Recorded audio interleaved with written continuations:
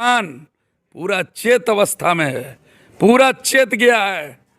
वो भूलने वाला नहीं है कि ये बरगला के जब जहां चुनाव आया वहां चले गए, एक उम्मीदवार खड़ा कर दिया दाढ़ी टोपी वाले को। अगर उनको 200-400 वोट मिल जाए तो बहुत है, भाग्यशाली। गेहूं में घुन लगाते हैं, पहले अपने गिरेबान में झांक के देखो, तुम्हारी औकात क्या थी? तुम्हारी औकात क्या थी? ओनली वन मैन हमारे नीतीश कुमार के चेहरा पर आप डिप्टी सीएम बने हुए थे।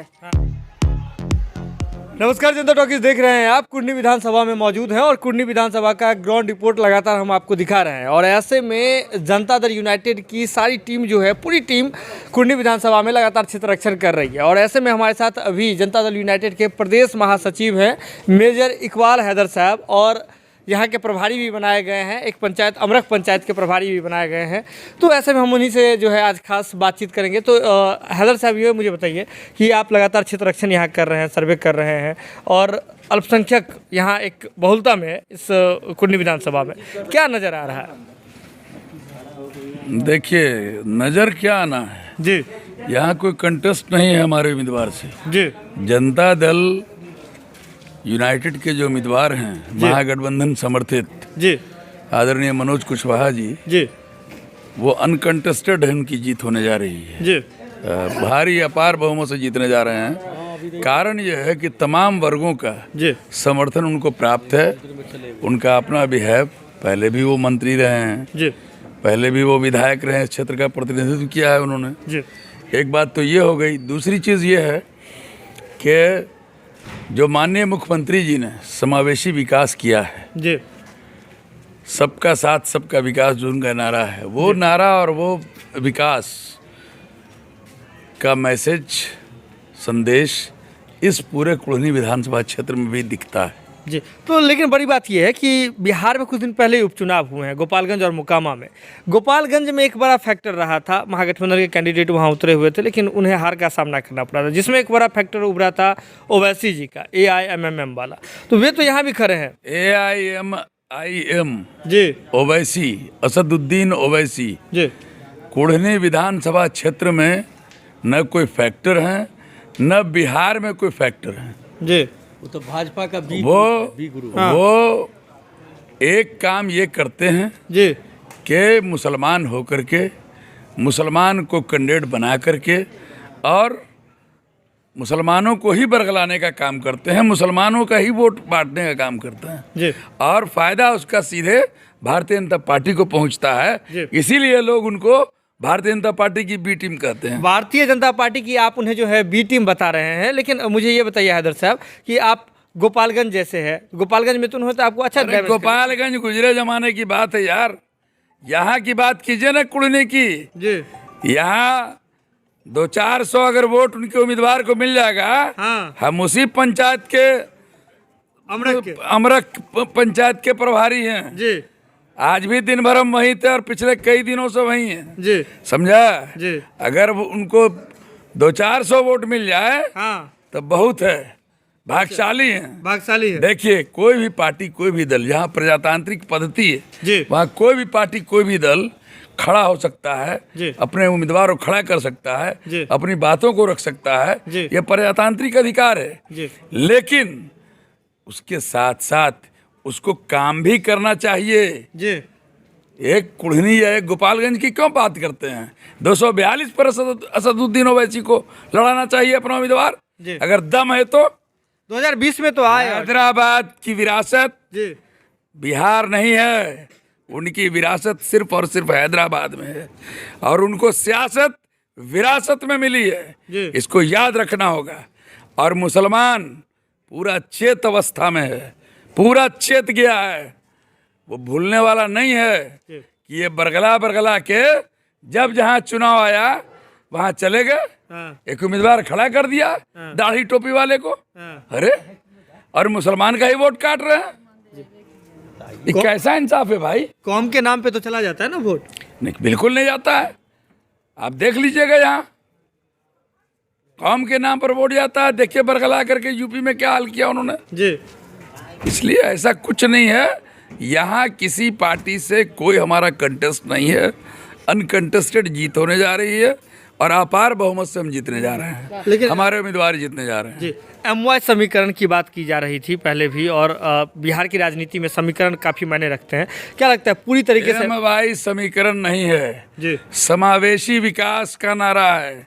हमारे नेता आदरणीय नीतीश कुमार हैं, जो सबका साथ और सबका विकास चाहते हैं, सबको इंसाफ देना चाहते हैं, और सबको इंसाफ सबको विकास उन्होंने पिछले 17 साल में दिया है। और उसी का नतीजा है कि बिहार हर दृष्टिकोण से प्रगति के पथ पर अग्रसर है। कुछ दिन पहले 12,000 और अब आप कह रहे हैं कि 1,000 से नीचे ओवैसी जी लॉक हो जाएंगे। 12,000 को मत देखिए ना, बरगलाने को तो कोई बरगला सकता है, लेकिन यहाँ बरगलाने के लिए मुसलमान तैयार नहीं है। आपकी रणनीति क्या है कि उन्हें बचा लेंगे? किनको? यहाँ के मुसलमानों को, अल्पसंख्यकों को। अरे क्या रणनीति क्या है? हमारे नेता ही है काफी। हमारे नेता का क्या हुआ? विकास ही काफी है जी। हमारे नेता ने जो किया है आदरणीय नीतीश कुमार जी ने, और नीतीश कुमार जी, तेजस्वी यादव जी, जीतन राम मांझी जी, ये तमाम लोग, आदरणीय सोनिया गांधी जी, राहुल गांधी जी का जो उम्मीदवार होगा, महागठबंधन का जो उम्मीदवार होगा, उसको वैसी बिगाड़ सकता है क्या? जी है? मतलब गोपालगंज के बाद आप समझ रहे हैं कि यहाँ सब कुछ बदल जाएगा? अरे गोपालगंज से इसका कोई मतलब नहीं है। गोपालगंज में जो जीत हुई है वो सहानुभूति की जीत थी, कोई वैसी फैक्टर नहीं था। और भारत में ये बिहार जागा हुआ बिहार है, ये बिहार नीतीश कुमार जी का बिहार है, ये बिहार तेजस्वी जी का बिहार है, ये बिहार विकास की ओर देख रहा है, ये बिहार अपने भविष्य को तलाशता हुआ नीतीश कुमार और तेजस्वी यादव जी के नेतृत्व में, जीतन राम मांझी जी के नेतृत्व में, सोनिया गांधी जी के नेतृत्व में उज्जवल भविष्य देख रहा है। इसलिए यहाँ ओवैसी कोई फैक्टर नहीं है। और आप जान लीजिए कि सारा भारत हैदराबाद नहीं हो सकता। चलिए, सारा भारत हैदराबाद नहीं हो सकता। अभी हमारे साथ बातचीत के लिए जदयू के प्रदेश महासचिव मेजर इकबाल हैदर साहब मौजूद थे, और भी लोग यहाँ जो है। मैम आप इधर आइए। मैम, आप लगातार यहाँ भी आप ही क्षेत्र रक्षण कर रही हैं, क्या नज़र आ रहा है? बहुत अच्छा रिस्पांस मिल रहा है, और महागठबंधन के मतलब हम लोग के उम्मीदवार जो हमारे आदरणीय मनोज कुशवाहा जी हैं, और हमारे नीतीश जी और तेजस्वी यादव के नेतृत्व में ये चुनाव बहुत अच्छा रिस्पांस मिल रहा है। महिलाओं की ओर से क्या रिस्पांस मिल रहा है? महिलाएं भी रिस्पांस दे रही है। हम लोग चौधरी समाज में भी घूम रहे हैं, रविदास में भी घूम रहे हैं, मतलब जितने भी अनुसूचित जाति के लोग हैं, मैं उनके बीच जा रही हूँ, समझा रही हूँ, सब चीज़ ठीक है, बेहतर है। हम लोग जीत रहे हैं। हमारे प्रत्याशी आदरणीय मनोज कुशवाहा जी अच्छा जीत रहे हैं, बहुत अच्छा से अच्छे तरीके से जीत रहे हैं, बहुत अच्छा रिस्पांस मिल रहा है। और हम लोग की महागठबंधन की जीत तय है और जीत रहे हैं हम लोग। अगला कोई क्या कर रहा है इससे हमको क्या मतलब है? आप तो जानते हैं वो क्या करते हैं। तोड़ फोड़ की पार्टी है भाजपा, अमीरों की पार्टी है। आप समझ रहे हैं कि अनिल अंबानी, मुकेश अंबानी, ये लोगों की पूंजीपतियों की सरकार है, ये गरीबों की सरकार नहीं है। और गरीबों की जितने भी गरीबों की अगर मसीहा है तो हमारे नीतीश कुमार हैं। Only one man Nitish Kumar नहीं, हमारे तेजस्वी यादव और नीतीश कुमार जी के साथ मिलकर विकास की गाड़ी आगे चल रही है, और बहुत अच्छा चल रही है। आप कल के अति में तो देख ही लिए कितना अच्छा रिस्पांस मिला है। कल हमारे माननीय मुख्यमंत्री जी का कार्यक्रम है, उसमें भी आप देख लीजिएगा कितना अच्छा रिस्पांस मिलेगा। कहाँ है ये लोग? ऐसे फेंका जाएंगे ना कि दूसरे के घर में घुस करके गेहूं में घून लगाते हैं। पहले अपने गिरेबान में झांक के देखो, तुम्हारी औकात क्या थी?